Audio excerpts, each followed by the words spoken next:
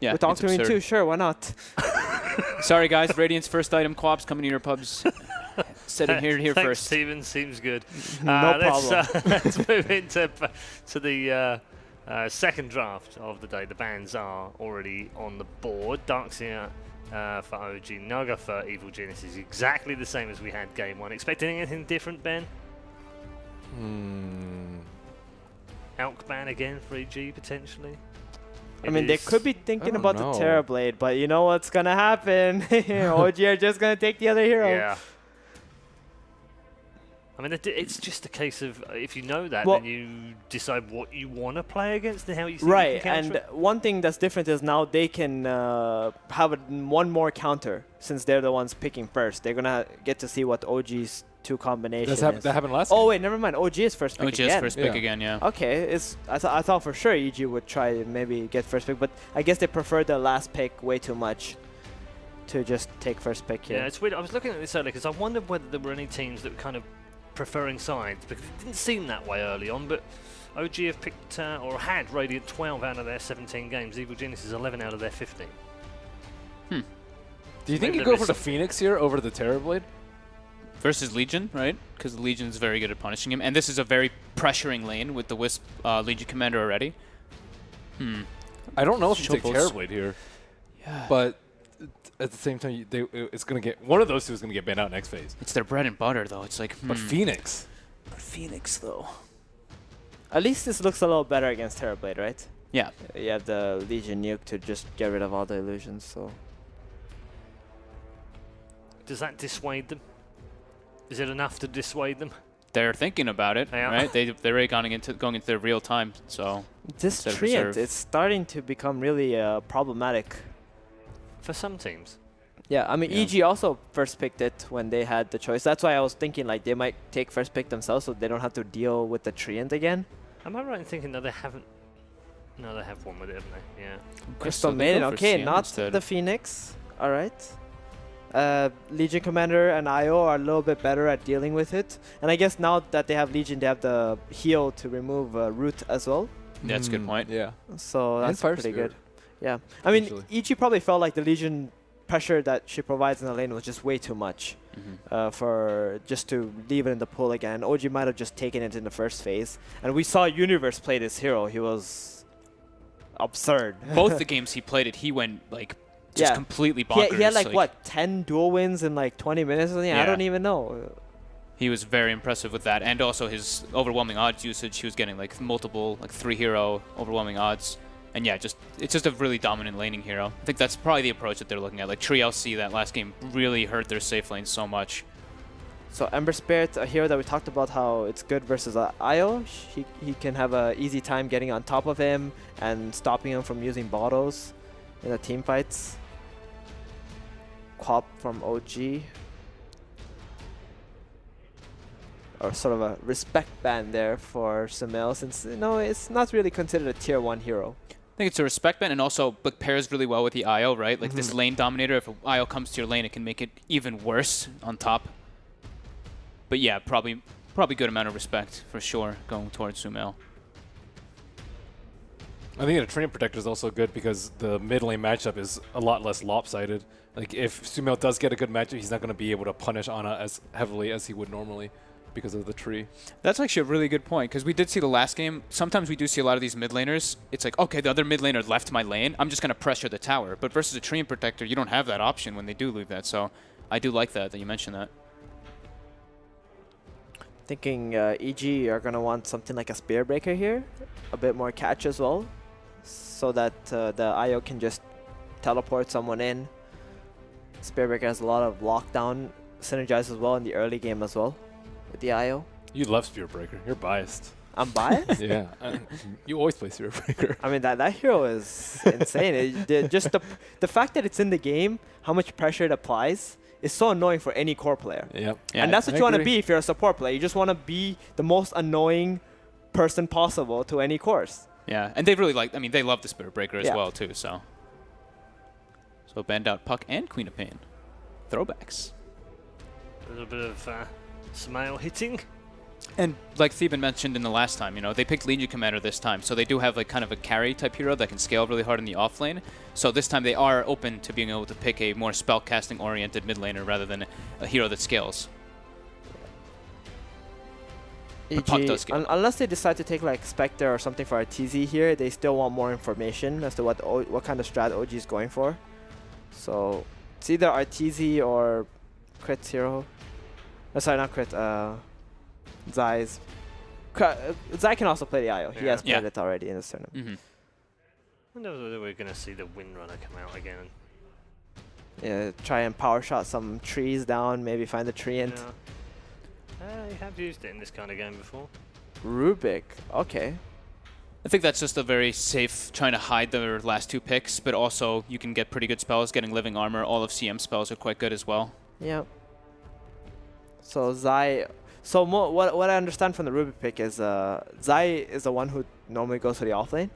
So they just want to like commit the IO to the Legion Commander in this game. So they're not thinking about like having another roaming support or anything like that. Ooh.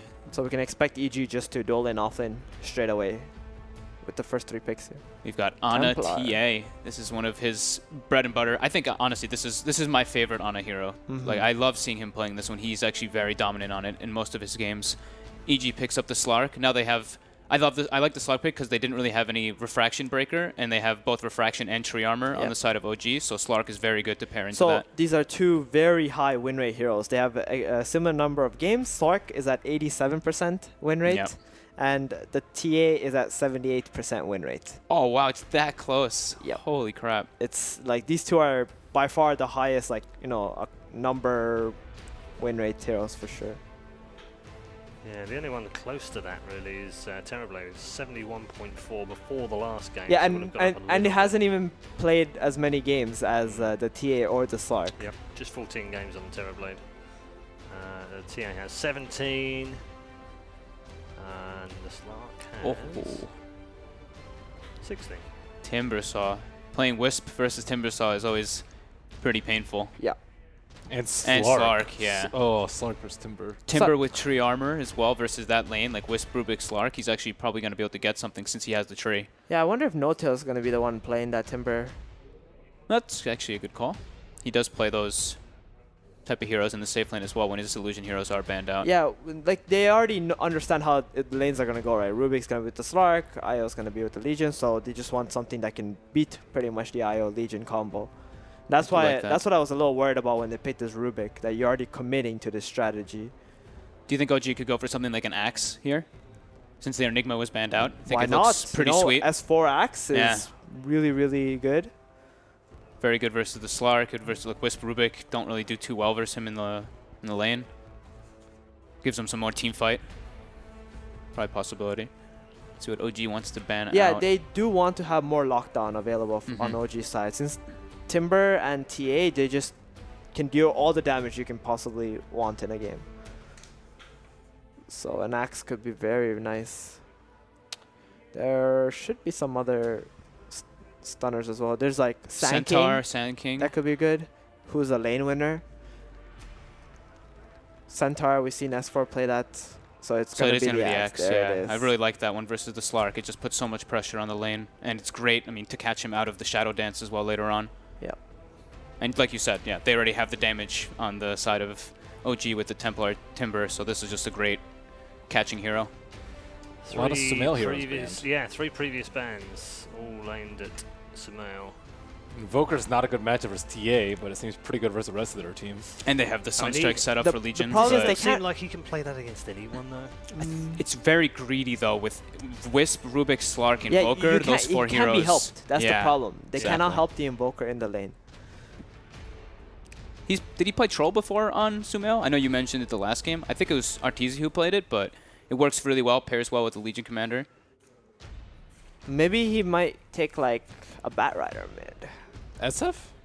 I'm just throwing that out there because they have 2 carries already, right? And you want to lane against a TA, Death Prophet. Oh, Death Prophet. This is such a good lane matchup actually versus the Templar, and it gives them the mid game as well, and it gives them objective taking, which they were really lacking in that last game. Oh man. So it is the no-tail And Timber, the of IO course. Death Prophet does sound pretty good. Yeah, she plays better when she has saves available. Oh, man, I don't know. Yeah. Tough one for sounds those tough. that have to predict, which is, by the way, you three. Steven. So if I want a game 3, which way should I go?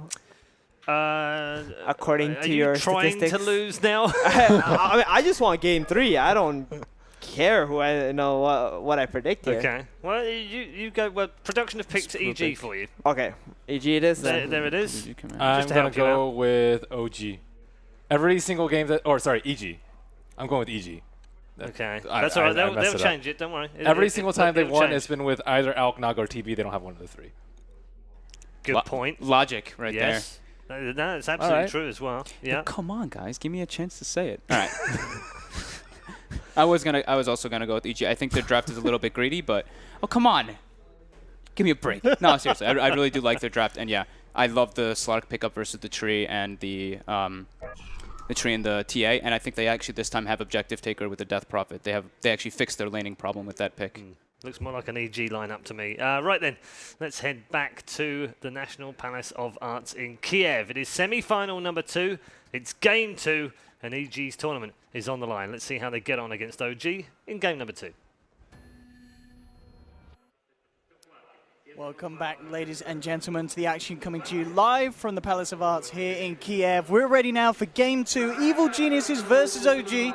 I'm Odie Pixel. I'm here with my boy Purge. We've just seen the draft, something a little bit different coming out from both sides. Definitely needed from EG after Game 1. And the bans as well. I loved it. No Terrorblade, no Naga, no Alchemist. Get rid of all that rubbish. Let's have some full man mode fighting. And that's pretty much what we're getting from both sides. Yeah, the drafting was really cool by EG there. They couldn't ban 3 heroes, but the way they drafted completely prevented OG from grabbing a Terrorblade that they used so well in Game 1. And that last pick from EG, I think, was the perfect solution here. Death Prophet is a hero that doesn't end up being too vulnerable against like TA, Timber, and Axe. There's some issues there, but by getting tanky, by healing against your opponents, it can be useful. And the silence is really good this game against Axe, against Timber, even against like the supports can be really useful. So I really like the EG drafter. I think this is going to give them the advantage they need. It certainly has its strengths in terms of that, and in terms of the pushing power as well, yeah, with that Death Prophet.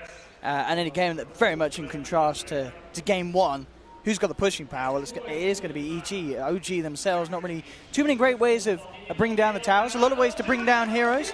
And certainly some very, very kind of good picks in terms of targeting, dealing with Arteezy's Slark, 2 of Slark's Nightmares in the mid-game, the Axe and the Timbersaw being the final options from OG. And definitely a game, though, if it does go late, Timbersaw potentially could fall off. Arteezy could be this big old brute. And the weight will be on the TA to carry in terms of physical DPS this game. So if they can deal with Ana, it's only going to be the magical that the EG have to worry about in these fights. I mean, there's always going to be Pure from Timber. I mean, Oh, yeah, there's yeah. BKBs and stuff, but I just don't even see Arteezy falling off. I mean, I haven't seen him have a rough game in a while. He'll have a tough start, but Yeah. he's always consistently there in the net worth top farm. So I expect to see a very similar thing. Although there are such good counters between like Axe and Timber this game, it's going to be a little scary, but I think the big thing for OG is with their lanes as they are, they just need to be effectively pressuring with heroes like Crystal Maiden and with the Treant Protector. So that'll be their goals. And Zai is obviously going to want to aim towards just keeping people alive, getting favorable trades, that kind of thing. And instantly the Sentry gets dewarded here for OG. So very good for OG's side. And no more sentries for them, so they will not know where the Treant is. Instantly blocks the small camp. And Fly starting off with a pull. So the tri-lane going well for OG to start. Down bottom, looking to get a bit of harassment onto S4. It's actually going to be the mid lane where Samael with the outplay gets himself a solo. As soon as he hits that level 2 with the Crit Swarm and the Siphon, finding through that refraction and bursting him down. And that's huge. I mean, you already talked about how you like the Death Prophet pick. I mean, if Samael is going to have a start like that, getting first blood solo, it's going to be pretty major. And meanwhile, down on the bottom lane, EG unable to get the kill that they need. Arteezy, though, but he's chipping away at them with that early point of the Essence Shift stats, certainly punching into them. I did not opt for a battle, or Berserker's Call, that is. And Arteezy with his level 1 Essence Shift actually got some really good trades off on S4, but there's a lot of regen coming on the OG side, and the tri-lane is still very capable, especially with Zai no longer having any regen items. So They're going to go for the pounce. They're going to, S4 doesn't spin a few too many times, does have a few creeps on him. They're going to go in for the kill. RTZ taking a lot of damage. Zai puts the Fairy Fire with the tether, heals Artur back up. The Battle Hunger will tick him down. Zai's regen, it should be enough to keep him alive throughout, and indeed it will. RTZ as well with the salve to boot. So EG get away with a kill there and not punished whatsoever. Still, though, this mid lane, Ana once again being forced back out of it. Sumail keeping dominant high ground control over the dire side of the mid. And in the meantime, Sumail's also going to bottle an Invis, so pretty much anything that Ana's hoping for is just going to get harder. Sumail with this much regen means that he basically just gets to walk forward and consistently break refraction if he needs to. Does minimum of 14 damage per second. So yeah, that's absolutely going to drain refraction. You just have to do 5. Really tough lane, and that's the downside to getting second pick. And the crazy part was that EG drafted it in such a way that they didn't want to first pick this game. So just looking good for them. Top lane, farm simply being traded here between the two solo laners for now. Universe and No-Tail, 17, 18 for No-Tail, and 15 for the Legion Commanders. We can see both being able to bring each other down low with the overwhelming odd spam. And obviously the benefit that the Timber has against a melee strength core. Both keeping themselves in the lanes and unlikely to be offset until a rotation comes through. And with Jarek's actually moving up there, Universe will certainly have to be a little more careful when he comes back into this lane now that there are 2 heroes for him to deal with. He's definitely still very good at pressuring this lane, though. He's able to pick up a bounty rune that hasn't been grabbed yet. Ana getting pressured again. And at this point, basically, OG thinks they're not going to win the tri lane. With 2 deaths now in the off lane, dangerous position to be in. And S4 is just going to have to play standard, hit up the jungle, and fly prioritizing his levels as well. So mana pool is, at this point, what they really need to make this better. I mean, Ana's refraction is going to be broken so many times that he just needs as many of them as possible. At the least, he'll trade slightly better against Sumail, but I feel like there's no way Sumail doesn't just get out of control with farm this game. Yeah, uncontested entirely, Sumail at the moment in this middle lane. Fly with a regen rune is the rune grab, and S4. Bottom lane, again, another kill here for EG. Zai and Arteezy, just this combination, keeping Arteezy alive enough to tank a few spins with the amount of regen that Zai provides. That's just huge. Getting Slark those early kills, definitely all lanes considered. EG certainly seeming to be the side that are having the favorable opening and favorable laning situations here. They're trying for the mid kill. They did spot out Crystal Maiden, though. So Sumail instantly started walking back, but then realizing his supports were coming, played a little bit safer, moves back, more aggressive that is, moves towards Ana to try to get them to stay around, but OG kind of realizes what's up, and they're all going to get out of their lanes, going back to standard things. So this laning stage has been amazing for EG. They won mid. Absolutely. That seems clear. The tri-lane was won, forced OG to rotate out, and in the off-lane, Universe is having a great time too. He's level 5. He's got 21 last hits compared to the 35 of Timber. Obviously, he's slightly losing that lane, but by very little. This is just great for EG to start the game off. Universe very, very close to having that level 6, and with that in mind, well, levels for Zai as well. Well, level 3 on the IO, of course, getting involved in the action. He's having to split it with both Crit and Artur. Still, S4 has to be careful with how he hangs around in this lane. Already being killed twice. Still opting to stick around, make use of the side pulls, try and take what he can away from EG. And try and slow down Arteezy's farm. He's still getting good levels, at least 4.5 right now. He'd love to take that stack if possible. But there's just so much threat from Pounce. And with the Rubik kind of close, usually he can't even go for an easy TP out. He does have one, though. So if they spot that Rubik is somewhere else, maybe, yeah, they will spot Rubik's here. So maybe S4 is going to start playing aggressive, maybe try to kill the stack here. Yeah, he's going to try to pressure Arteezy a little bit here, now that he has some advantage. Instantly dewarded mid as well.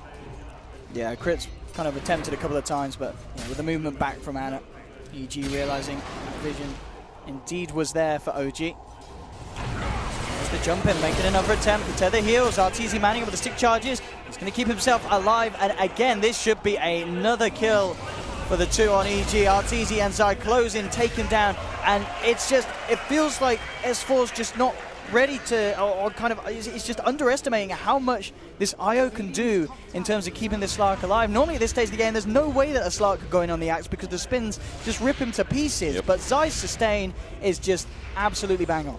Yep, he got quite a few spins at the start as well, but the magic stick just basically shuts it down. And even he had tree armor on top of that as well. I'm sure OG was expecting to have a pretty decent lane matchup. Slark's not the best with Dark Pack, but it counteracts what tree does. It means that Axe, if he's not able to get the kill, it just completely shuts down the value of the hero, pretty much. He's going to get a stack off maybe here, or just do the jungle. This is a lot safer to do, but Crit's here to split the experience, so even though he's going to get some advantage from this, ultimately won't lead in time. They're going to look for some action. You've even got the wraparound from Zai, but it looks like he's already out. Yeah, S4 will get the distance. When a Slurk walks away from hitting the lane creeps, you can tell something's up, right? So finally going to the jungle. He has kept the supports busy. That's one good advantage. That means that though Anna's been pressured a lot, he didn't get ganked other than that one kill from Sumail. And in the meantime, he's just been in the jungle, jungling. It gives Fly some extra levels, some. Sumail is the Deny Master we saw last game. And No-Tail level 7. So it's going okay for OG, but I don't have a lot of confidence right now. Their net worths are getting really behind. With the level Sumail has, and with the ult available, if he sees an opportunity, he could certainly go for just a straight-up tier 1 push, try and take an early tower. With OG's inability at the moment to really defend it with heroes, they can obviously continue to pop the living armor from Jerax, try and slow down the siege, but they're not going to look to throw anyone else other than Fly there, as you mentioned, just picking up whatever XP he can. Level 6 on X now, not full HP. They just got to keep this tower alive, basically. If Death Prophet takes this very early, it'll be quite a huge issue for OG to actually find space to farm on their heroes. Some pressure on No-Tail top. He's actually diving, but now he's the one that looks like he's going to die. Yeah, there's backup coming in for EG. Sumail straight up with the Siphon, forcing No-Tail back. Universe trying to move in close enough. Didn't quite have the mana for a duel, and No-Tail will escape. Does force the TP. That's the big part. Once Spirit Siphon used, but not the biggest loss. Instantly they smoke, but did they catch Zai? They didn't actually. He's going to have to stick back because of that. But if they can get a dual kill, that'd be a great grab. But it's got to be on Trian, I think. No-Tail at the moment. Hasn't got any of the reactive stacks. Oh no, so he's got 6 built up at the moment. Let's see if they can fight through it. There they go straight in with the duel, and indeed he hasn't got enough armor to survive that one. EG, they'll move in for a second. So a successful duel and 2 kills here for the side of Evil Geniuses. Zai played that so well. He's, oh, here, get this easy trade in, get him down to half HP, and then it just set up for the obvious tether in with heals. So Sumail's rotation top actually does work out in the end. It just took a smoke and a little bit of quick thinking. So the advantage continues 6-0. This is looking to shape up to be a really good stomp in some ways. Yeah, much nicer early game here for EG in comparison to what we saw in game 1. Sumail still yet to finding the chance to use the Exorcism. And look towards the tier 1. That top lane, there's going to be a bit of attention drawn towards Universe. No-Tail forcing him back out of the lane. And towards middle, Crit actually entering pretty deep into enemy territory here, eyeing up Fly. Maybe seeing if there was the potential to get the telekinesis dragged back into a Crypt Swarm. I mean, I don't even feel like Fly's accomplished that much this game. He has given a lot of mana, but I don't think mana's going to win your lanes when you can't come to your lanes. Pretty much since the start of the game, OG's been on the back foot in that. But the one great thing they have going for them is living armor, though. And Jerax has been able to get level 4, so level 2 living armor is decent, but... See Anna being chased down. Zai ready to boost them, ready to go. Jerax turns up, but the sentries drop. Jerax, can he get himself out of this? Bash? Nope. That would have been pretty sweet if it happened, but it did. Sumail will end up getting the kill. 7 for 0. Not the first time Jerax has done that for a teammate. Oh, well, I guess I'll suicide again so that you can live. And there's the ult coming. Trees back up, though. Gotta get the armor on it, keep its HP up, but they're gonna save it in case they need to use it on an ally. Oh, No-Tail's turning up with the wraparound from the back. Anna has a DZ room for this fight. They'll do their best to try and push Sumail, Zai, and Crit away from the tower, but Sumail just comes straight back in with the side for the Crit Swarm as well. Anna down incredibly low. No-Tail, look for the cut back. Ooh. The stun will be there into the silence. No-Tail himself has to be careful. The Ghost still out, bringing him down to half health. Crit Swarm as well, forcing No-Tail to back up. The OG are protecting their tower here, and the Exorcism will be wearing off for Ellie soon, trying to commit for the Zai kill, but No-Tail, in fact, with that commitment, he may just pay for himself. The silence again, making sure he can't get out. The living armor won't be enough to keep him alive, and EG will punish the No-Tail Timbersaw. That was a big mistake by No-Tail, but on the bright side, it does buy them enough time. They delayed this long enough that the Exorcism goes down, and the tower is still at full HP, so they're delaying things. But that kind of feels like all they're accomplishing. In the meantime, RTZ getting lots of farm in the offlane. S4's trying to eke out a Blink Dagger, and that's going to make the fight a lot easier because, as you could see, it's kind of straightforward for Io to dodge that the Chakram. He guessed the wrong way. It looked really bad, but if they're disabled, it changes everything. That gives you guaranteed disable. You get them low enough, maybe you get the chop off, and then you have the mobility advantage. And then you can perhaps follow up and chase down the Death Prophet and kill her. but she's almost got Yules as well, so it's just going to get even easier for her to stay alive in some of these fights. Absolutely. All three heroes at the top of the net worth on the side of Evil Geniuses thanks to these sort of plays. And with that pushing potential, they certainly can continue to just raise the overall lead that they have. OG, lots of methods to stop the pushes, but ideally not wanting to commit lives of their biggest cause in order to stop such progression. Well, S4 is ready to go. At least he's going to have to sell his last Tango goodbye. Worth the 15 gold. Blink Dagger's ready. And where will he go with the kill is the big question. No Tails sitting bottom. There's a great lane ward from EG here that's going to spot the Timber if he pokes out even for a moment. I mean, and they smoke the backline. Would be the perfect catch. If they can get him with a creep wave or with a camp in the jungle, they've got a great chance of cutting him down between these three heroes. But with No Tail showing, they've got to feel a little bit of pressure, especially because S4 has been jungling heavily the whole time, and RTZ sitting in the trees that's the whole reason for this. And here we go. It's going to be EG, in fact, that wants to make the go in, but S4 jumps out in return. There's the call for the reaction. Coming in with the relocate. Freezing Field will be dropped from fly on the sidelines. It's a good duration as well, but it's not enough to bring down EG as EG. They take two. RTZ falling low, but he'll survive. The Crypt Swarm to finish off the third. Sumail. They were so ready for that one, and the one hero they needed to not get dueled was actually Timbersaw there. The CM's ulti did a lot of damage, but they needed Timber to get one, maybe two combos off during that fight, and he only got the last one, costing them all their ultimates as well, and the tower falls. Fly did so much damage with that freezing field, but it just wasn't enough. That relocate, EG, it looked like they were prepared for OG to have backup. Absolutely. They were ready to just throw all their heroes in, and you can see here straight away. The instant go at the same time, OG showing up. And then bam, suddenly Zion Sumail in the neighborhood. S4, the living armor from Jerax, not going to be enough to keep him alive, and RTZ just surviving on the edge of that fight. Yeah, I do sort of feel like No Tail's missing the mark a bit on his abilities. Maybe should have jumped to the right rather than going for the kill to the left, but... Oh! Okay, we have it. Kills Anna on the board. with the blink reveal. Yeah, that's unexpected because most TAs do go for Deso initially, but I think when you're behind like this, you can't just expect to sit back and farm. A Blink Dagger is a good move here. Huge pickup, and that was right before Energy Booster on Rubik as well, so Radiant's delayed more or less. So now, he just head up in the mid lane. Universe is there looking for the duel, gets it off. S4 will come in there with a three-man call. OG looking for the follow-up. No chance there with the damage. There's the second dunk. Double kill for S4. They'll chase down Sumail as well, and they'll find it. Fantastic reaction from OG, instantly bringing 5 in, and this time around, they will be able to punish the duel initiation from Universe. Man, the IO goes down as well. Did they relocate or something? I didn't even see the IO in that team fight, but instant turnaround there. The important things were Refraction being used on Templar Assassin, Living Armor as well after Refraction was gone, and the CM follow-up. Yeah. The Frostbite to prevent the Legion from right-clicking crucially to finish him off. And they get a huge three-man team fight, and maybe even the tower. Nope. Have to put themselves away. RTZ will get the lead in onto No Tail. Great chain there. Up to the high ground. And of course the nice little bonus as well in that fight. We're going to see Anna with the an extra bit of dual damage. Yeah. Extra plus 14. Can make a little bit of the difference. Especially at this point of the game. That's like that's a talent tree right there. It is. Slark, 15 damage. Why bother? Just get dueled. There we go. Once again. On that again. So there was this lead in here, and then look, this perfect call getting all three. Oh, that was amazing, actually. And he gets a chop off on the IO. S4's got to feel good about that one after the laning stage. Does waste his ultimate at the end, though. Got a little too hopeful there. He's trying to get me fantasy points. He's being a real bro. Huge fight for them, really.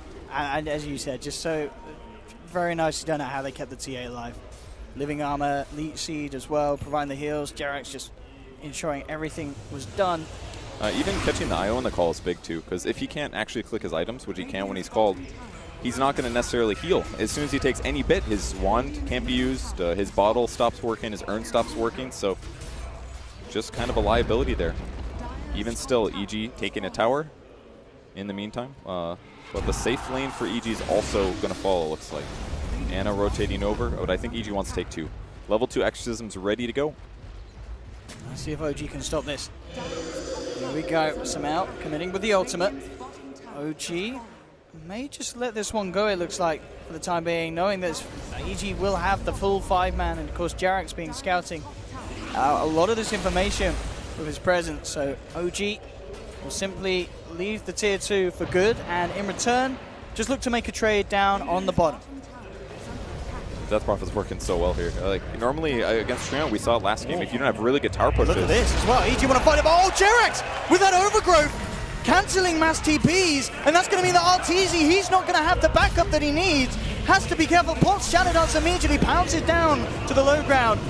Will survive, but a very nice, neat little play. They did not expect Jerax to be hanging around with that overgrowth and making sure that EG did not have all the members that they wanted down there, and that will allow OG to get the trade, and EG unable to punish it. Man, if they got Arteezy as well, that would have been amazing. But they're not as good at just blowing towers up. EG is usually going to be able to do that faster due to the Death Prophet and the better heroes they have for initiating the team fight, but great plays by them. Plus, how much economic damage do you do by canceling 3 TPs? That's like 150 gold at least. That's value. That's like stealing 2 bounty runes. All adds up. Nice play by Jerax, and he didn't die for that one. So I feel like the OG is within striking distance here. They can certainly still win this game. Not a lot of hero damage from Ana, but he's been in 100% of the kills. He has. What matters more? Let's be real. And how close are we to the He must be He's very got it. close. Yeah. Oh, okay. He's done. just done. thinking about getting a Black King bar now. Blade Mail's finished for Axe. That's going to be huge this game, actually, especially against Slark. If he can go and reflect some Dark Pack damage, maybe some Legion nukes, and Death Prophet as well. That's a hero that actually does have a lot of trouble dealing with Blade Mails. And this is such a great time for them to fight. No Exorcism. Deso and Blade Mail, as you mentioned, just picked up 2 massive items for this stage of the game, 18 minutes in. Straight into Roche they go. And EG are heading over. Exorcism back and available in 25 seconds, but this Roche may fall before they can get a look into the pit. S4 is going to call to delay things. Yeah, straight in onto Samael. They'll look for the Death Prophet. Universe comes in with a duel onto the CM on the sidelines. The relocate save out will be there. Taking away the dual target now, back to the pit. Ana will take Roshan. Aegis has been picked up. Now looking towards Universe with the meld strike, bringing him down low. One more touch should do it, but the armlet toggling. And so Sai with the relocate back saves Universe, taking the Legion Commander out of the fight. Ana and S4 looking towards Crit. A Crit will be brought down, but at the end of this, EG, they found 3. They popped the Aegis. They'll surround Ana. Arteezy a little early with the pounce, so Ana will be able to jump out.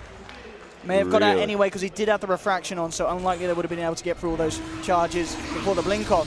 But EG really kind of just playing around that, and just some brilliant IO play from Zai with the first relocate saving someone, and then the timing at the end with the relocate saving someone else. Yeah, that was amazing actually. I like that Sumel was also the one to go in the front. He's definitely tanky right now. His raw HP isn't huge, but if things got bad for him, just relocate him out, right? The big mistake that OG made though was that Ana miscommunicated what he should do in that moment. When Roche is that low and you're playing a TA, you got to get the kill. And he ended up leaving the Roche pit, realizing halfway through we're not going to kill Death Prophet, and went back in to finish it. Luckily for them, they got it in time. And OG are angry. They want to fight. CRTZ on the high ground. They're smoked up. S4 has to get the blink cool. They saw the and there we have it. Jump straight in, and that is an easy pick-off. Anytime they get that cool and there's no one else around to help, Arteezy just melts. He died so fast there. Maybe wishing he got 10% lifesteal now. I don't know if that would have saved him. Definitely not. I mean, his HP is still at that point. He went for straight Silver Edge. It's very stat efficient. It's great at breaking passives. The goal of this is going to help them kill Timbersaw, help kill Axe. But if he's getting called into Blade Mail and he didn't use Silver Edge first, he's going to just kill himself every single time. I'm sure Ana helps with that also. Amplifying the amount of physical damage he reflects to himself. I think Jerax is trying to break out the speakers here. Oh, it's a beautiful base. Ana and onto the tier 2. EG, no ways getting him off. Try for the deny there, Samael, won't be successful. But OG getting Ana to this point, top of the net worth graph. This TA being the absolute beast that this draft kind of requires it to be. You know, we said at the start how this is the hero that will be OG's big carry. It's all about the Templar, and they are getting the tools to build around it. Solar Crest, very close to nearly being done on Jerax. And once you're popping that on Ana, on the front lines, it's going to be very hard for EG to deal with just how much damage Ana can get out before they have a chance to kill him. It's actually been pretty incredible how TA's win rate has just skyrocketed during this tournament. I mean, even right before it, people pick this hero, but she doesn't always feel like she has the best win rate. But now she's being used as a pseudo tower hitter, and pseudo is not even the right word to say. She's really good at hitting towers. Oh, she's brilliant. With a Dragon Lance and all of the minus armor she has and just the general raw HP, she's been actually effective in not getting killed. So now EG's kind of forced to be put on the aggressive. Sumail's still got a great KDA, and he's definitely ready to fight, but they got to take a good fight. Let's see what they can find here. Arteezy to lead the way. OG grouped up behind the tier 1. It's a very early smoke and a very early gem on Crit as well. They don't want a chance of losing this gank to just finding a Treant Protector. I'll actually reveal themselves for the courier kill. That may mean they don't find anything else out of this one. I don't think it was going to work there. I think it seemed very clear that OG was suspecting something, so they play back for there, and at least EG gets the tower equivalent. Better than that, actually, right now. So OG will rotate to the top lane, push that out, go for that tower. I think the ward will scout them out. Yep, they'll spot CM most likely here. So they will know for sure that OG's rotating. At the trade, I guess, nobody gets a courier. And that courier was worth a little bit more. That one had Sumail's Mystic Staff on. That's huge. That would have been Shiva's finish. That's like 45 attack speed reduction at this point in the game is actually massive. Huge snipe there. And not to mention just the AoE nuke control kind of thing. Break blink daggers. You can use it to guarantee that Aegises don't get their blinks off afterwards. Luckily, that won't be a problem for now, but 5 less armor. Sumail's got to be sad about that one. But very greedy to move the courier out at that time when the only other logical place OG could go was top. And top they go indeed. Tier 2, another one under the belt of OG as they continue to claim these outer towers with no response from Evil Geniuses. All Tier 2s down now on EG's side of the map. That was some gold swing right there. 2 towers and a courier. That's like 3 towers, man. There we have it. OG's got the map control, that's for sure. And they still have a couple towers remaining. It's been a hard game, but the important one's up. It's the mid tower. It's 2 different TP points that they can come for to try to defend Roche. Whereas EG's entirely reliant on the shrine. So it's going to make it a little harder for EG to actually use wards and spot out where OG approaches from and where they're going to actually collect resources. Universe coming up to the high ground, spotted out by Jerax. Does have Arteezy with him. Gem not in the right place at the right time, so no kill for Universe there. Interesting on the armlet choice for Legion here. Definitely keeps him more survivable. Very good right click.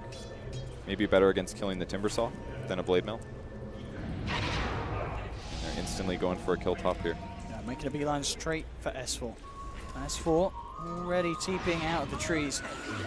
Unable to catch him, and S4 really, they have to get this Axe or do something about him in these fights. If S4 simply just is able to walk in and get a call onto Arteezy, it massively limits what he can do in this fight. OG have so much damage with this TA to fight through that moment in time. Yep, that's their strength right now. It's TA plus Timber. If they can just kill one hero at the start of the fight, it's a game winner.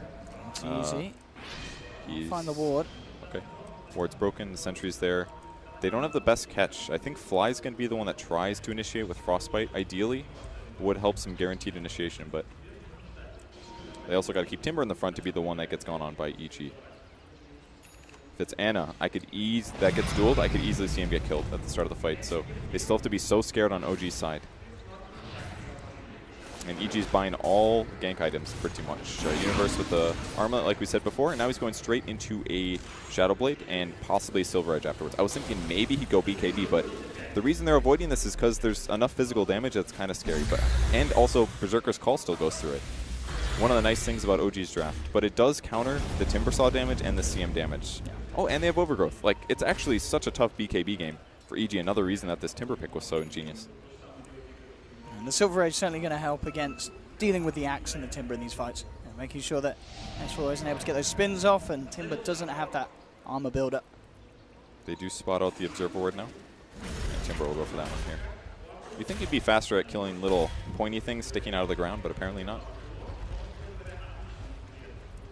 OG certainly wanting to make this next fight work. Hotel, Bloodstone ready. Ana thinking about going on Smell, but again, very risky to do so. Still, a lot of EG off the map, hiding behind that Death Prophet. And there's the play we're looking for. EG smoke up, ready to make moves over to OG's side of the map. It's a good time. Axe isn't ready here. He's jungling. He's got Tranquil Boots up off cooldown now, but his HP's a little low. Oh, they know that people say, oh, S4, no, he's gone and looked for the rune, and he'll be punished for that one. Oh, OG, we know that they're a fan of using illusions to their strength, but that illusion rune costing S4 his life. It may have seemed really greedy there, but if he did grab that illusion rune, think of the split push he could have done for 50 seconds. Those last forever. They get the Axe spin. He could have sent them to all the lanes, and it would have helped them know where EG is. But that one moment costing him heavily. And costing OG the tier 1 tower at least as well. Maybe more, of course. Sumail still with the exorcism available. They could look to push on for a second one. On the high ground, Ana And Jarek's there. In fact, RTZ's going to walk straight into it. Has to Shadow Dance immediately. Zai's there to come across, provide extra sustenance. RTZ just force doesn't get the pounce. They're going to be Hurricane hiking Jarek's out of there. Now the turn. Shadow Dance is already used. RTZ dies in a matter of a couple of meld strikes. That's going to be the Slark gone. Sumail still with the exorcism up. EG thinking about fighting for more. Universe has to back up. Anna comes in. The meld strike, the damage ripping through EG. Sumail stuck and left behind, trying to heal himself up with the ghost, and the siphon is not enough. Anna gets the triple kill.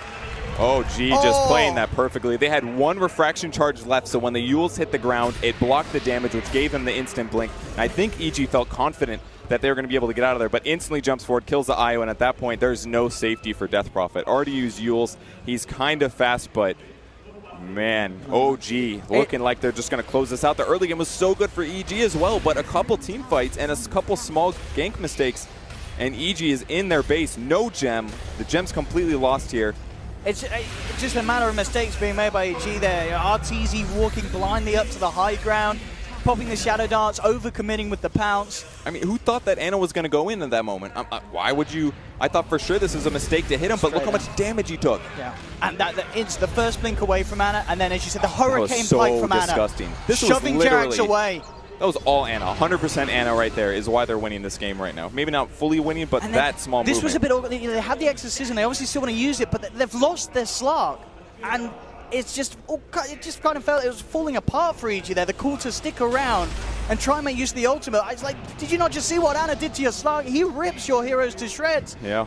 I think this is a moment where the fast Silver Edge may be a big mistake on Slark. It's pretty stat efficient, but it's so expensive to upgrade to this item, costing you, what, 2,500 gold?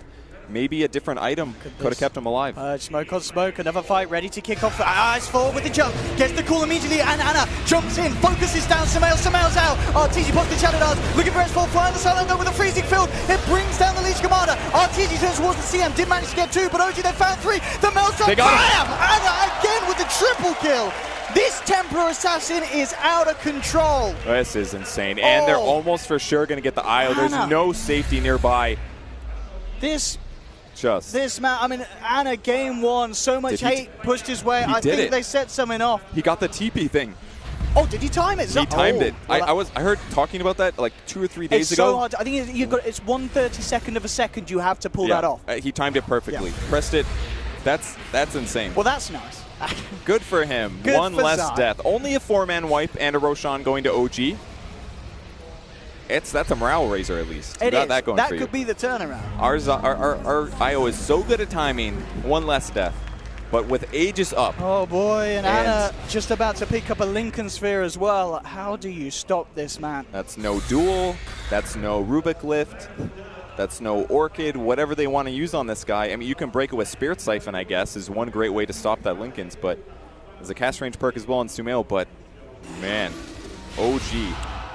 They look so good today. Had some trouble yesterday in their series, but especially with losing game one. I believe they did at least. And now it's looking really tough for EG. Like the game is going to get closed out soon. But they still have high ground defense. They've still got duel. They've still got relocate. And there's no blink yet for Jarek's. That's going to help a lot, actually. If they do get a favorable fight, the only person that can jump in and possibly turn it instantly is Axe. So as long as they're not too clumped, maybe they can get OG super out of position and kill them. And RTZ as well with the build, looking for the Basher, but it really feels like he's kind of 2 major items away from being able to get away with doing anything. He needs the Basher, and then he needs stats. He needs a Scardia as such. At the moment, he's still just too squishy. The Shadow Dance duration is not enough for the duration the OG's able to put these fights on for. You know, these are fights that OG say, well, we can take them quick and fast, or we can out-sustain you. We've got so much AoE control. And that's why the Tree Protector into the Axe pick is so good, because that kind of anti-BKB control just makes the game so straightforward. So RTZ would love to have a little magic immunity or disable immunity, but against Axe you just can't do it. It's not safe. You're going to lose at least 3 seconds of your BKB, and at that point all the squishy heroes have probably walked away, and pretty soon after that you're going to have to Shadow Dance. It would buy him time, but he's got to rely on ideally Dark Pact or a better initiation to go for those kills. So OG just controls the map so safely at this point. Axe has a BKB as well, so him getting his disables off are very likely. Not to mention they stole the gem, so it's like EG is just in this hole in their base. They can't get outside of it very easily. They could purchase another gem, but they don't even have much money. Rubik goes for a fast Solar Crest because he's just getting 2-shot from the TA otherwise. So he just has to throw Solar Crest on the guy that gets gone on, try to keep them alive. Ideally, it's Sumail maybe. And then maybe they can turn the fight. They just got to survive the first like 8 seconds, and EG can win the team fight for sure. It is quite a tall order though at this stage with how far ahead OG have managed to get themselves. They did grab the gem. It's on Slark again. Okay. It's now 1,400 gold. I don't buy gem often. 17. Oh god, 18. Math. 1,800 gold of EG's net worth now spent on gems. Half of that went to the enemy team. 2 minutes left for that Aegis on Ana. So OG try and do something here with these last couple of minutes. At the same time, EG will certainly be keeping count at that timer. And will be wanting to punish him as soon as it wears out. I don't think that OG is going to overextend here. I think they're going to play this pretty safe. They're pretty far ahead. They're just going to slap tower when the Aetherlens is up. Oh, Lotus Orb action here. Crit lifts himself up. No one going to be followed through upon. And there's your blink on Jarek. So, as you mentioned earlier, another way that OG can turn these fights, getting that tree into crucial positions for big overgrowths to make the play. And again, Notel heads up to the high ground, attracts the attention. Again, just buying time and space for Ana to get the damage done. You know what could actually be huge is if Crit can steal living armor, but Jarex is most likely to be thinking about that, covering himself. And a couple more hits high ground. He missed quite a few in the last volley, most likely the Solar Crest from Crit, I'm guessing. I guess Notail wants to be the one hit buildings. He's sick of this. Oh, S4 looking for the jump in onto Arteezy, but a quick pounce out. Arteezy will be fine. They will manage to bring in the Timber very deep, but then Jarex with a blink forward gets the 3-man overgrowth. S4 walks in with a BKB. The cool. They've controlled Sumail. They're controlling Arteezy as well. The Shadow Dance will not be enough, or will it, to get him out? He pounces. Has the Shrine. S4 thinking about chasing, but he can't fight through the Shrine regen. It's a 1-4 at the moment. S4 with the cool again onto Sumail, trying to drag him away. Ana comes back in with a one-hit. Zai will stay alive with the Ghost Scepter. Now the turnaround. EG, they managed to catch the TA. They'll pop the Aegis. He's not going to have blink in time. So be able to get him again here. Can he get himself out? Forces away. Looking to get himself up to the high ground. The sentry's down. Melds is not going to save him. EG. Great defense there. Locking the Timber Saw down, guaranteeing he can't cast spells at the start, and OG followed up really fast, but a nice steal as well from Crit. Grabbing Overgrowth instantly. He saw the tree moving forward. He knew it was time. Very, very nice hold. Indeed, 70 seconds without Ana now. We'll see what EG can get done in this window still. So they push their lanes, maybe get some wards down and wait for the turtle once again. But at least with the Aegis down, they feel more comfortable taking a fight outside their base. If it wasn't for Shrines there, definitely would have been a bit worse. Yeah, for sure, Arteezy fell so low in that initiation. Everything having to be utilized to keep him alive. And again, we'll see it. The blink certainly from Jarek's catching him a little off guard. Silence on 2 heroes was definitely significant. And because of that, they're able to throw him just a bit farther back. Instant overgrowth, but also stolen. And look, they do get the perfect follow-through with the cool, but just not quite enough damage here. Possibly making the difference in Arteezy living or dying there was the overgrowth. And with Timbersaw falling, it's time to chase, especially with another crucial silence on Ana in the backline. And when you're chasing like this and you can keep interrupting the Blink Dagger, it's just really straightforward and easy. Ana probably could have also escaped there, but hoping to get the Zai kill. Zai with a quick reaction pops a Ghost Scepter to stay alive. So not the best for OG, but either way, they still get the tier 3 tower. That means when they actually all respawn and get control of the map again, it's Shrine Death. So still very bad for EG, but definitely getting some footing with that fight. Arteezy, how's he looking at items after that one? Well, on top of the Bastion, what, 2.1k gold. Will he be looking for that Abyssal?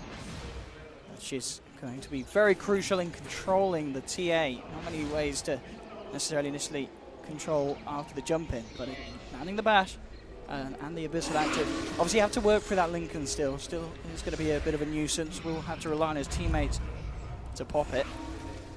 I really like the movement speed perk Sumail went for. That's the big difference in this game. Does Axe get call off on you? Do you see it coming ahead of time? Can you escape the TA? Like 50 movement speed advantage while slowing TA means that if they get into another fight like that, he can absolutely chase him down and stay alive. So I think Sumail's grabbing the items he needs for sure. Like you said, the Abyssals are a big deal, though. Heroes out of position, Sark hitting the backline as the fight starts. All of that can really swing things into their favor. But even the OG backline is ultra mobile. I mean, how many Blink Daggers do they have? They have 4 Blink Daggers on OG's side right now. They can all just sit all the way back in the trees, wait till the fight to start, then initiate and use their abilities in a good way. Whereas EG's a lot more forced to play around walking speeds. Rubik especially here. Had to get Solar Crest first to make his cores better. Now has to get a Ghost Scepter so he still doesn't get killed. And then he's going to start thinking about a Blink Dagger. So EG going to smoke and go for a fight if they can take one. So it'd be okay if they had Blink on Rubik, they'd be fine. All right. Straight away, Universe with the lead in. There will be a reaction. Jerax gets the 3-man overgrowth banner, moving forward, questioning whether to fight this, but RTZ's there with a wraparound. Gets the bash and the control onto the TA. They brought down S4. They'll try and get him out of there, but again, Crit with the stolen overgrowth holds back Ana. And EG getting the massive TA kill will transition into a tier 2 push. They may be even able to force out the buyback. He's down for 70 seconds. They're ready to try and go up to the high ground. Yeah, there's the buyback. He's not able to finish his Monkey King bar now. Not even get close. He hasn't bought the first piece, and that buyback was literally just a function of EG making that great pressure play here. No Tail getting ganked now. Oh, with the relocate, bring Universe in. Can No Tail get himself out of there? They'll manage to use him up, buy some time to control him right by the shrine. No Tail. It's got to be careful. Run. Universe. They will duel eventually. Yep, there it is. There's the control. Oh, no! Huge mistake from Zai. They're going to possibly kill Universe now. Oh, no, he's been left alone in the mid lane. Universe down. Oh, no, EG. Zai, he had some amazing IO plays, but just a bit of a miscall to bring Universe out of there. Oh, what a crucial mistake by Zai there. It cost him his life. Just as the duel started as well, so that probably even gave like Timbersaw flying path, and he just starts walking over cliffs and stuff like that. Hope they got that in the replay. But Universe going down, it looked like a for sure Timbersaw kill. Maybe they would get him certainly low. Yeah, I don't know if they would have been able to finish it because he is very tanky. But, I mean, at the least, Universe wouldn't have died if he was left up there with No Tail. And now Roche is up. It's so difficult in these high-level games to play Isle perfectly, but something as simple as forgetting to untether. He needed to give Universe movement speed so that he could catch up, but he just pressed it a little bit late. Maybe off by 1/36th of a second. OG into the bit. That will be the Aegis and Cheese now secured for them. Ready to go in again. We'll get the replay here. So I think it looked a bit weird because I swear No Tail, he was still able to walk up. Okay, I think that's because if they get far enough away, it just instantly cancels it. But the kill on Universe on the back line, like Fly was ready for it. Yeah, right there, he knows. Oh, you felt that. Yeah, that was utter frustration. He knew what he did to that team fight. Cancels duel, guarantees gets Universe dead. But I did like that instantly after that moment of frustration, back to seriousness. That's really crucial in a game like this. You've got to keep your composure. You can't be hung up about stuff like that. And EG is amazing at that. I mean, the way that they played last night against SG was incredible. Consistent determination, even in the moments where they had 5 buybacks and a lost team fight was going to lose them the game. Always sit in the base, make the right plays, and give them the highest chance of winning. And that's what they're going to need right now to take this. They're ahead in kills, actually, but they're not ahead in farm. 20 for 15, but indeed, yeah. Samael and, Ana and No Tail leading the way. Samael very close behind. Highest at the moment for EG, and does have the big items, Shivas and Octarine, looking towards the heart. With those 3 items, he is going to be a very beefy target for OG to take down, even with the damage of Ana. And level 22, still not quite too close to the 25. We're actually going to see Ana probably be one of the first to reach up there. And I imagine in a game like this, do you still take the +3 refraction instances, or is the -30? The minus, that's one of the easiest talent tree choices in the absolute game. If that was like 40 seconds, 50 seconds, you start thinking about it, but 30 shouldn't make it, it's not going to make a difference. I don't think so. Doesn't super fit the play style as well. And even if the refraction defensive aspects get blown off a lot faster, the important thing is the plus damage as well. It's 80 bonus damage for 3 extra attacks. When you're this late in the game, your attack speed's great. It's worth it, by all means, to get. And you never know. Remember the Yules that allowed him to blink, to get the IO kill, to get the Death Prophet chase as well? Yeah. One difference sometimes, if the Death Prophet isn't there to use Spirit Siphon, it can absolutely change ganks and fights. I'm interested to see if he ever does go back for BKB, because obviously a lot of times we see the strength for those refraction charges. This is when you've got a BKB to stop the magical instances that normally wear down it. It's definitely an option. Ana's very likely to get dueled here. Blinks right into Universe, but they don't feel safe about it. Yeah, no way I don't think the Universe can go for the duel, blocking the Lincolns. I think it was because Ana blinked back to safety. It looked, especially with him being them being that close, maybe he was very afraid of them having vision. If they have a sentry there, they spot the heroes, it looks like a gank the other way. And that's not the kind of fight that EG wants to take. Looked good from our perspective, but from EG's, there's no way to. For sure. And still with that Aegis in hand on T8. Very, very hard fight to make. And EG will certainly be waiting for OG to make the move up to the high ground with the trap.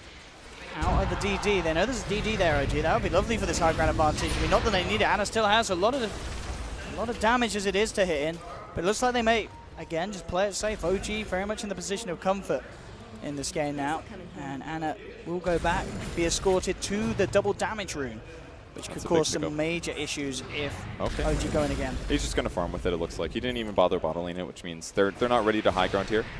They've got to feel a little scared. I still feel like they might need a BKB, perhaps, on Anna before he's effective, but he also wants MKB. In fact, he's actually already out of item slots. He's got Hurricane Pike, he's got Linkings, he's got Desolate, he's already got a Diffusal sitting in his backpack, and now he wants to get an MKB. Like, how many swords can this guy hold, right? Staff things, whatever. But he's out of slots, he's going to have to start selling stuff. I'm not sure what he goes for, but maybe spend more money on expensive items. He's certainly got a lot of it to do so. 26,000 on the TA. And no tail. Now he's got that Aghanims finished off, so it'll be even easier for OG to keep these lanes shoved in against EG with double Chakram. He's going to be really good at dealing with Slurk as well, even if he's using Shadow Dance. The lanes continue pushing, map control continues. S4 is the one to look for Observer wards, and he's doing a great job. It's hard to kill. If things go really bad, he can always BKB, so making the right moves completely. Timbersaw almost 25 as well, and they really want to go high ground and hit buildings, but they're so scared of the duel. Anna's the person to do it. He's going to start to chip in, start to get a couple of the shift stacks up, and make all the difference if he's able to build them up slowly but surely before any sort of fight. OG are respecting the high ground defense of EG, it seemed, even though they have the Aegis. Really not wanting to make the risk and have the chance of any mistakes occurring from their side. Seems like everybody in OG just has incredible levels as well. Even the Crystal Maiden just hit level 20, for God's sake. Opting for respawn time over the GPM perks. Seen a lot at super high level games like this. You don't mess around with a little bit of extra gold that could trickle in. The game might end in 10 minutes. You might lose the crucial team fight that loses you the game in 5 minutes. It's better to have the lower respawn in a lot of cases. Yeah, but finally EG deciding to walk a bit out of their base. It is this timing where the Aegis on Anna has expired. 4 minutes until Roshan's back up. Arteezy looking to scout a little bit on the front lines. Yeah, they're hoping for a little poke mistake here. Fly going high ground, they're going to instantly spot the new Observer ward. It gets killed. No response. One of the best things about the plus 60 damage right there, actually. 2 shots to ward instead of the 3 or 4. Ooh, S4 almost going in, but Arteezy leaps back in just a moment, didn't like his position. And both teams almost perfectly understand who's out of position, who's not. And when that happens, you're going to see these slight stalemates, but all it takes is one tiny mistake or one player being ahead. And that's going to be the start of the fight. I like this as well from S4. He's a long way away from it, but if he's able to get the Octarine up this game, you know, just having the reduced cooldown on the Berserker's Call is going to be crucial. You're easily going to be able to get a couple of them off in these fights. Yeah. And that's what the Continue for our tour. Universe is actually going to jump forward. Always found 3 heroes. He will go for the duel, but Anna is perfect in position from the side to bring him down. Arteezy, he may fall as well. He pops the Shadow Dance. Abyssal Blade to hold back ready. S4, but he has to be careful. S4 comes in with the swing around, takes down the Slug, and they're moving in for more now. The Ghost Scepter will buy some time for Zai as he tethers up to the high ground, but he'll still fall as the attack follows in. Buyback from both Universe and Arteezy. Oh, man.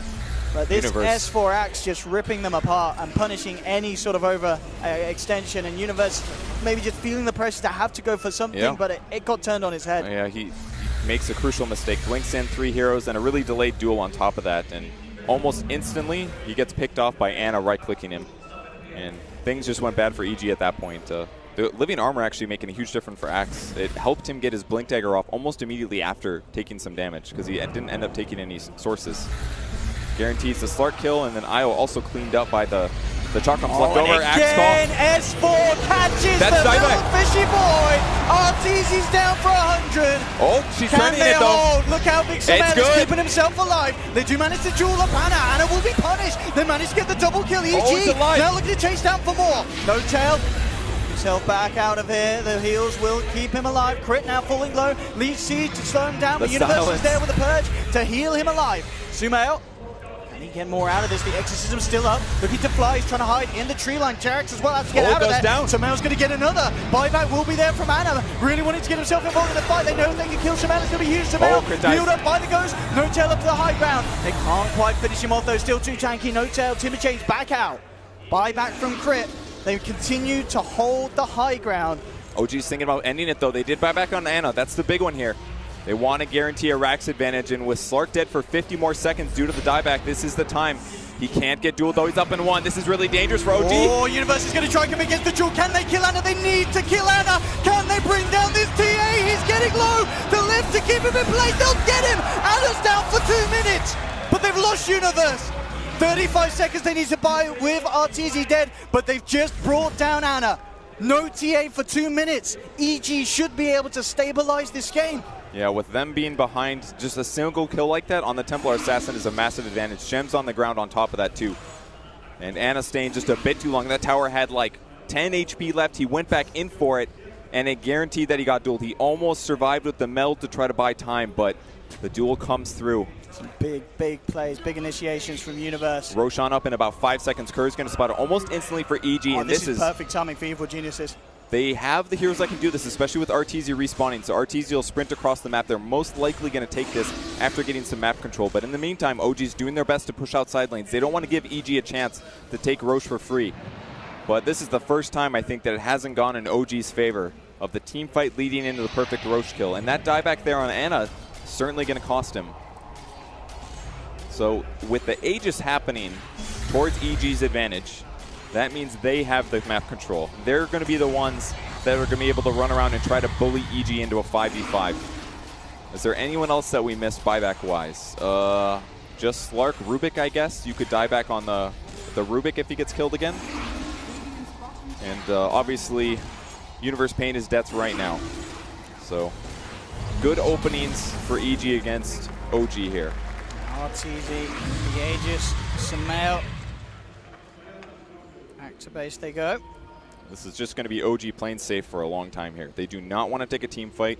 They'll be happy to split push, but the duel, being able to grab heroes, is got to be terrifying for OG right now. They just don't have the best solutions.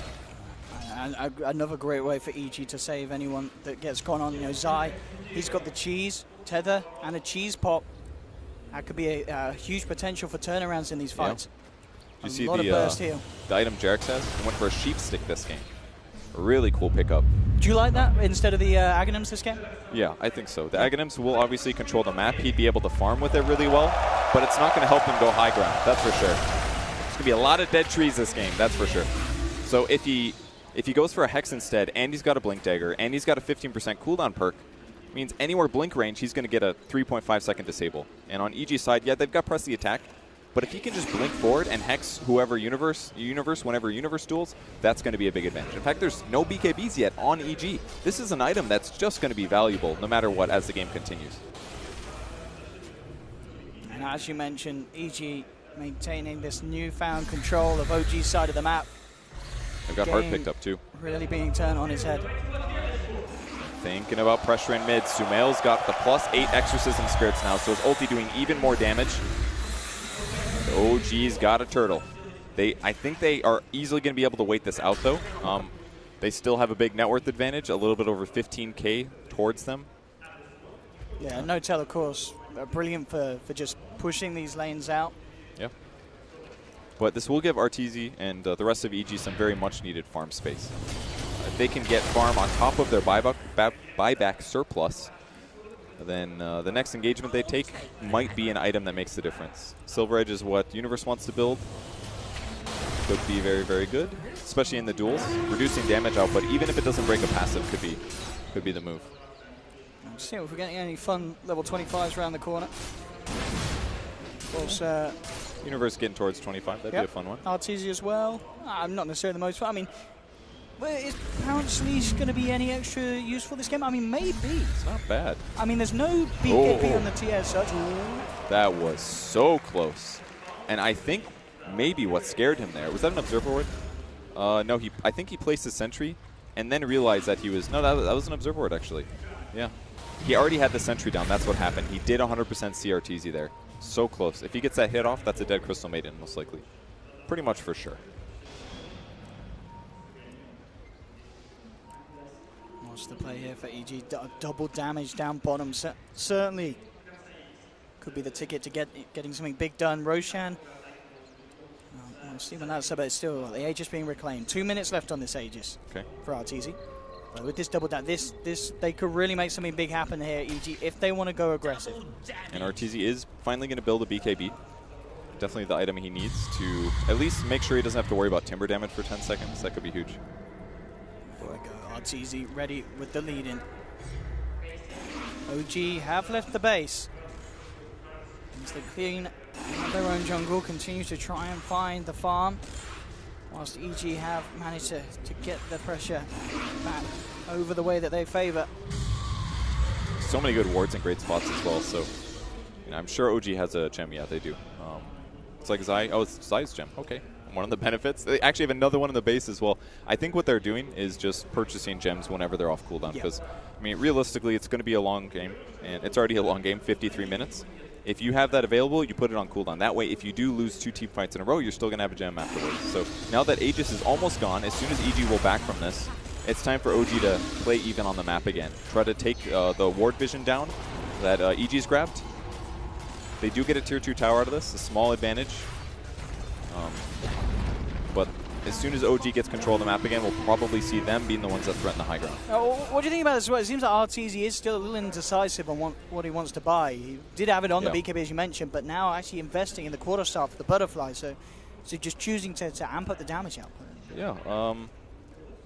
Do you feel he really needs a BKB, or do you think that he can pass by with just having the butterfly? It's definitely past the period of the game where you're just going to get bursted rapidly. His HP is in a healthy place. BKB is still very, very, very counterable by Treant Protector as well as Axe. So I think his decision's okay. There's basically aspects of every item you buy that you'd protect against. They're just a little different. It's not always the best item. It's just, do you want to play this way or that? Oh, he gets him! He timed this perfectly! The Aegis is just gone. Can they actually kill him? No. They don't have the lockdown, and now EG are looking for the turnaround. Anna forced away. But you can see exactly what OG wanted to do there. Universe might chase. No, he's going to play it safe. Very dangerous to run into a potential gem, but that was Exorcism, actually. Oh. And because Death Prophet went for the movement speed perk, that's a couple extra seconds that it's going to delay the respawn, but he does have Octarine to make up for it.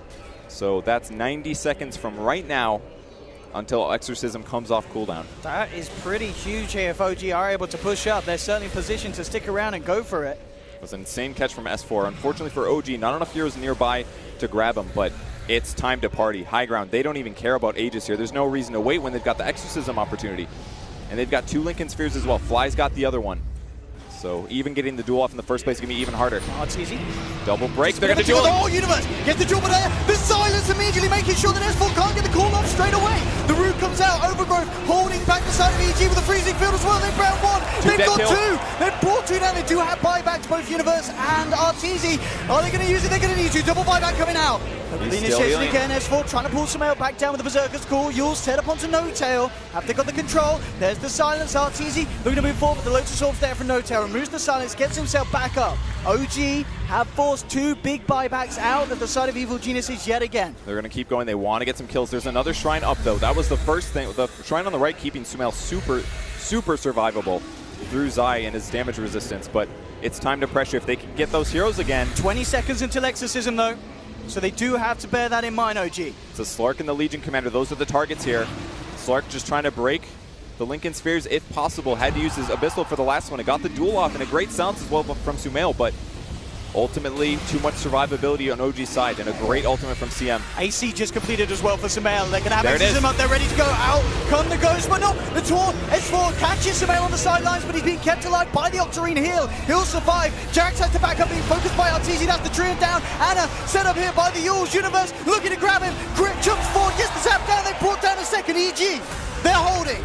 No Tail on into the way out of here. Doesn't look like they'll be able to catch the Timbersaw. But again, a great hold from Evil Geniuses, bringing down 2. As soon as the Exorcism was there, they were ready to go, and OG just needed to get the hell out of there. Absolutely. They're making the duels work, break the double Lincolns. It happens at almost the same time, and they instantly get that duel off. The tier 3 tower does fall, but at this point in the game, I don't even think that matters. It does allow for easier sieging later, but now you just have to go deeper to hit those barracks, which means that all of your supports are in a weaker position. And we certainly saw it there. Arteezy was also able to hit the backline. He wasn't caught by the Berserker's call from Axe. The overgrowth was basically wasted because Arteezy used Dark Pact at the perfect time. And it just seems like the silence from Death Prophet is what's winning them fights. It really is, Sumail. I mean, what's the call up with the Octarine? It's something ridiculous. It's so small. It's like 3-second downtime. Yeah. Just constantly silencing people. And maybe a mistake in the Treant build. If he had his own Lotus Orb, he could remove the silence and get the ulti off when needed. But it costs him in that fight big time. The Hex is a great idea. But if you're getting silenced 3 men every single fight, that's better than Overgrowth.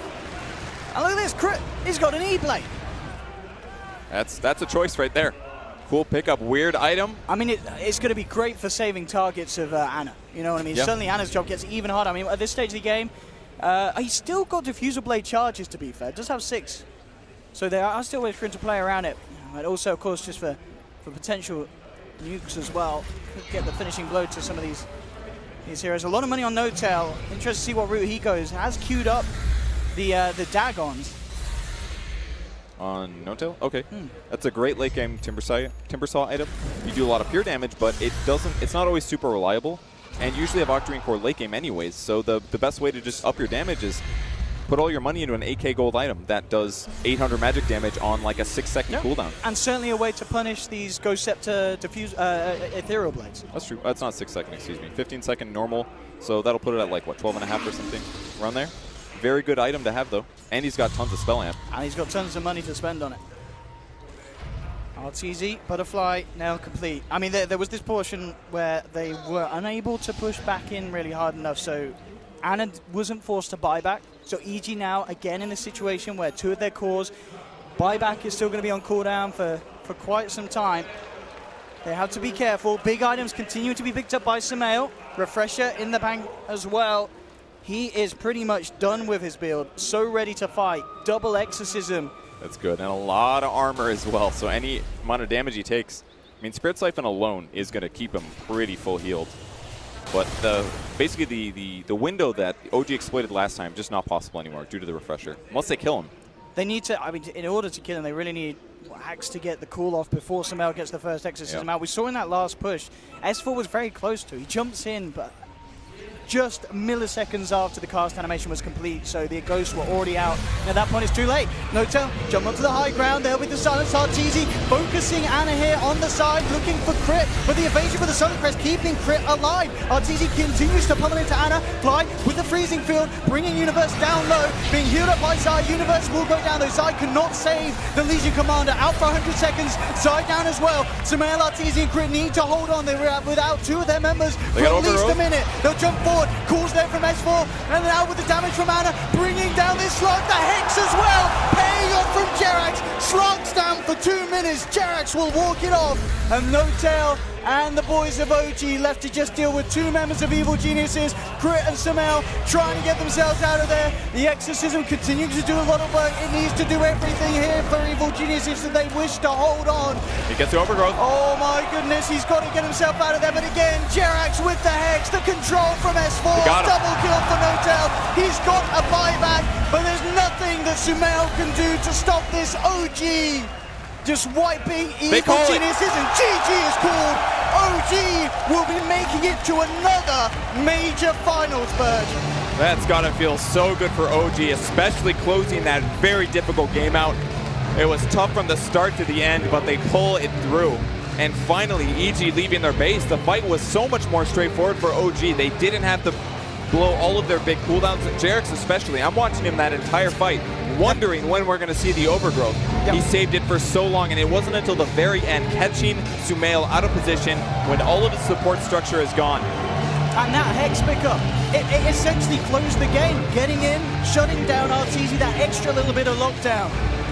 And the builders waiting, Arteezy opting for the Butterfly. Maybe if he had got a BKB, he would have been okay in a situation like that, but some just fantastic plays from OG. No question about it. Absolutely deserve it at this spot yet again in the major grand finals here in Kiev. And they're in top form. I feel really confident watching OG going into the grand finals. It's going to be very, very tough against Virtus Pro. They also looked fantastic this morning. And surprisingly, very little 2-0s all tournament. All of a sudden, this morning, boom, boom. The crowd is absolutely loving it. They know that they've got a lot to look forward to. You, ladies and gentlemen, at home as well. At Grand Finals, OG versus Virtus Pro. I mean... And is this not 2 tournaments in a row that OG takes out EG? Is that Boston? I believe it was OG that beat EG last time at Boston. Not 100%, but that's what it feels like. Might be wrong. Don't quote me even though I'm saying it. But either way, amazing match. No, please, no. Definitely. Amazing match. A huge advantage for OG by the mid game, but it was so tough to close out. EG's high ground defense has just routinely been insane and hard to break. Sumail just doing so much with that Death Prophet. You kind of talked about it at the start. You said you liked the pick, and understandably, 14-4-8, Sumail really did his best to hold on.